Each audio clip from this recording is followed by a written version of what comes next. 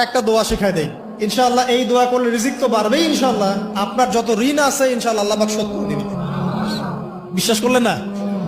এই দোয়া শিখাই দিচ্ছি, এজন্য আমাকে হাদিয়া দেওয়া দরকার, স্পেশালি আমাকে এখন হাদিয়া দেওয়া দরকার। এটা গুরুত্বপূর্ণ দোয়া শিখাই দিচ্ছি। আলী রাদিয়াল্লাহু আনহু বলেছেন, কোন ব্যক্তির যদি পাহাড়ের সমানও ঋণ থাকে, এই দোয়া যদি আমল করে আল্লাহ পাক ওই ঋণও শোধ করে দিবেন ইনশাআল্লাহ।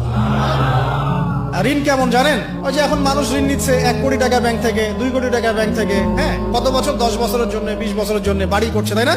তার ধারণা এমন যে সে মারা গেলে তার ঋণটা কেউ না কেউ শোধ করে দিবেই দিবে, তাই তো?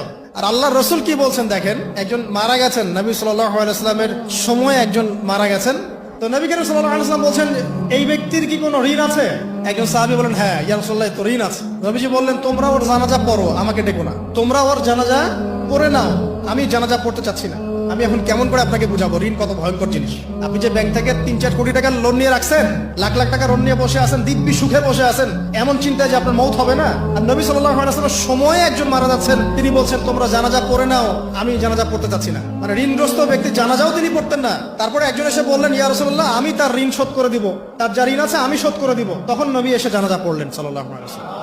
তা আপনার এই কোটি কোটি টাকা ঋণ শোধ করার লোক তো রেডি আছে নাকি? আছে না?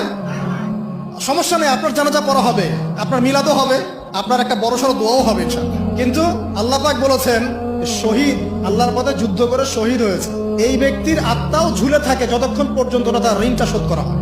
এবার বলেন আমি কি বুঝাবো আপনাকে? আর কিছু বলতে হবে? তো এখন সেই দোয়া শিখাচ্ছি আপনাদেরকে, যে দোয়া শিখলে আপনার ঋণ থেকে বাঁচবেন ইনশাআল্লাহ। কত দিবেন বলেন? আচ্ছা, হ্যাঁ, এই তো শুকরিয়া। দোয়া করবেন যেন আল্লাহ পাকের দিনটাকে আল্লাহর জমিনে প্রতিষ্ঠা করতে পারি। আমার সাথে বলেন, দোয়াটা হচ্ছে, আল্লাহুম্মা ইকফিনি বিহালালিকা আন হারামিকা ওয়া আগনিনি বিফদলিকা আম্মান সিওয়াকা। এই দোয়াটা ছোট না, এটা মুখস্থ করবেন, সেজদায় পড়বেন, নামাজের সেজদায় পড়বেন, আত্তাহিয়াতু দরুদ শেষ তারপরে পড়বেন, নামাজ শেষে হাত তুলে করবেন, যখন তখন শেষ রাতটা করবেন, ইনশাআল্লাহ দেখবেন আপনার ঋণ বলতে কিছু থাকবে না ইনশাআল্লাহ। যদি থাকেও